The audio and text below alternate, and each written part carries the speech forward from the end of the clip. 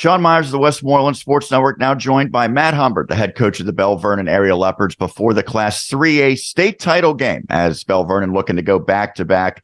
It will not be easy, certainly going against Northwestern Lehigh, an undefeated team. But first, Matt, let's look at last week. An impressive victory in the state playoffs against Hickory, 42-16. It seemed like a lot went right for your team. What really stood out about that effort?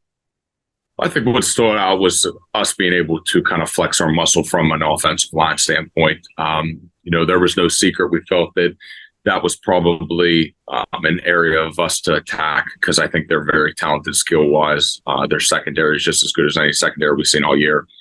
They had some good linebackers. So we felt, that we could maybe muscle ball a little bit, and we were able to do that, especially in the first half. So that was good. And then, just kind of gratifying seeing everybody, kind of like the Avonworth game, a big contribution kind of from everybody, a collaborative effort, a team win in every sense. So that was probably the other thing that kind of stood out to me. Your team scored on the first offensive drive, and then you held that 7-0 lead after the first. But it seemed like the team really broke the game open in the second, in which you outscored Hickory 21-3, and really probably could have been even more as you had an opportunity in the waning seconds ultimately that went awry. But what did you see as the game went along, especially in that second quarter, that maybe tipped the scales?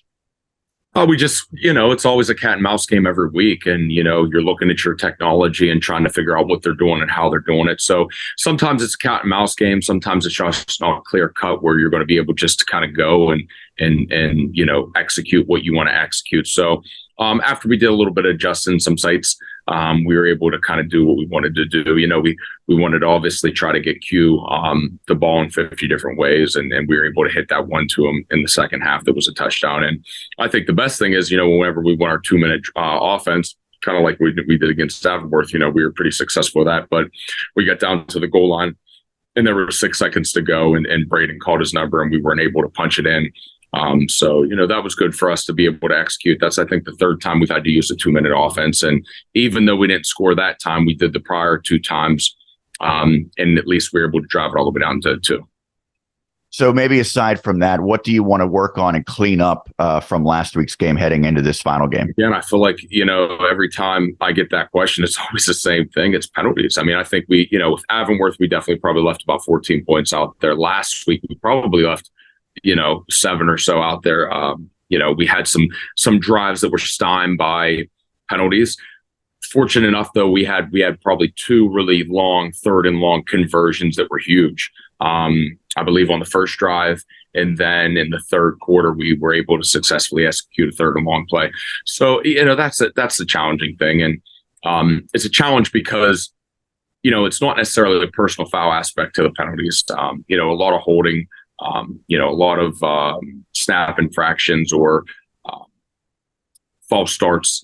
Those are the frustrating things, the focus-based things that you really try to remedy. But then, with the holding, I mean, when your kids are aggressively blocking out there on the perimeter, it's one of those things where it's tricky. And, we'll always see it that it wasn't a hold, but you don't really rest within that comfort. You got to work on it. And so we spent a little bit of time making sure that we're engaging and disengaging and trying to do everything we can to prevent penalties. It seemed like at one point in the third quarter, your team might be headed to a mercy rule, but that didn't happen in large part because of a kickoff return touchdown by Hickory. Yeah. Is that anything that you need to focus on in terms of the special teams coverage? Always, every week. However, we felt that was probably the best kick cover that we've seen. We felt that they had the best kick cover and the best kick return. From film, we knew that their special team game was pretty potent. And when you say potent, you might think, well, what makes it the effort? I mean, those kids have max effort running down there. They hit you running down there, especially on their kick cover team. So we knew coming in that they were going to be tough. We knew that we'd have to really make sure that we had all hands on deck and all the focus and the attention with that, because we knew that they could return kicks because they've done it all year. So unfortunately, they were able to get a big splash play with that, but it's not something that we didn't take light. Talking to Matt Humbert, the head coach of the Belle Vernon area Leopards, before the state championship game against Northwestern Lehigh. Before we talk about Northwestern Lehigh specifically, getting back to a state title game, you obviously went through this last year, so you know exactly what to expect in terms of routine and the environment, things of that nature. How much does that help, and how much have you followed the plan that you set last year now in 2023? almost followed it to a T. I mean, and it's helped because this week is always such you know, obviously it's a stressful week, but there's always so many things to do when it comes to the preparation of it, when it comes to all the things surrounding the game. And, sometimes it's annoying and it's a lot of extra work, but at the end of the day, you got to sit back and reflect and say, all of that extra work that comes along with it is well worth it because you're in a position where you want to be and what you strive to be. And so you can't really complain about it. But I think the template that we had last year worked out really well. The logistics of it and everything. So we just duplicated that and we're pretty much sticking to that script. And it helps though. I mean, because your kids already know what to expect. They already know what to expect from the long practice aspect of things. And they already know what it is to grind and practice in very cold weather. So we duplicated it and we're following it to a T, and hopefully that will be helpful to us in the long run. I think it's, probably appropriate to say that this is going to be the toughest opponent that you play, at least at the 3A level this year. There's a reason why they're in the state championship game. Undefeated Northwestern Lehigh. When you pop on the film, what jumps out? Line play. They're kind of a mix with what they do from a pro-eye standpoint, and a formation manipulation standpoint. I've said it before in the paper. I mean, they're kind of a mix between a Thomas Jefferson meets Penn Trafford meets Belle Vernon. And I think their offense is their key. That's how they go. They have strong line play, very fast linemen that can get off to the second level very quick. They're very disciplined. And with their pro-eye approach and attack, they have a really good screen game off of it as well. So, they do a really good job offensively with what they have. And like I said, their line is their key. They have a really good line. They might not be the biggest across the board, but they're fast and they're athletic. Defensively, they're just solid. They're very cohesive. They play well as a unit together.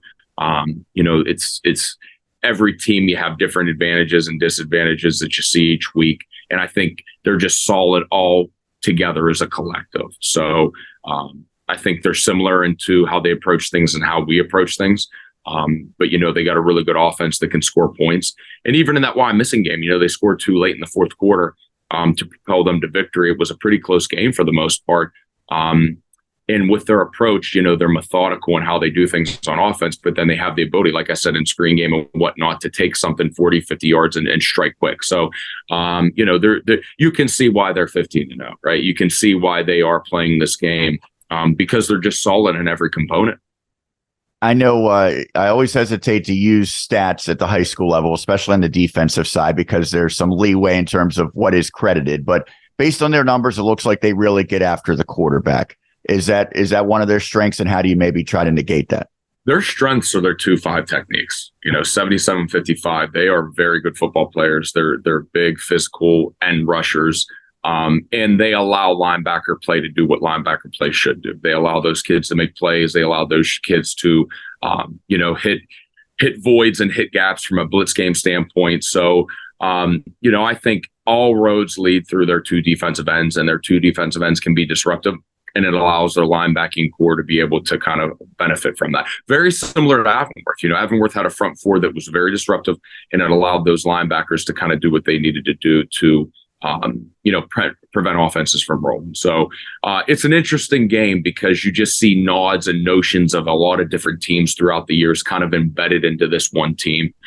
So at the end of the day, we're going to have to be stout. We're going to have to get them off the field on third down, and we're going to have to prevent the splash plays, especially in the screen game, because they do a good job with it. And then offensively, we got to stick to our script of putting points on the board. So, it's a very big challenge, but such a huge opportunity as well. So just got to be ready to go and ready for a dogfight.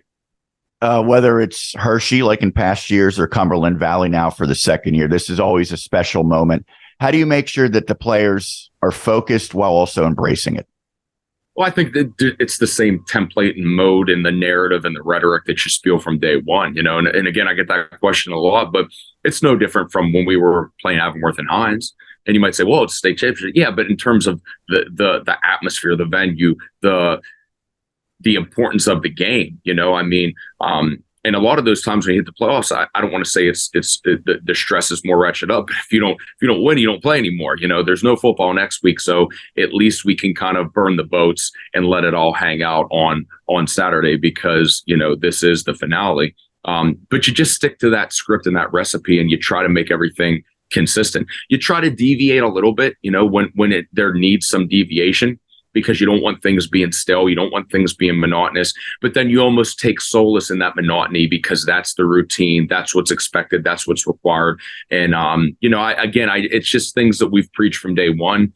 It's how we structure things. We don't really worry about it being too big.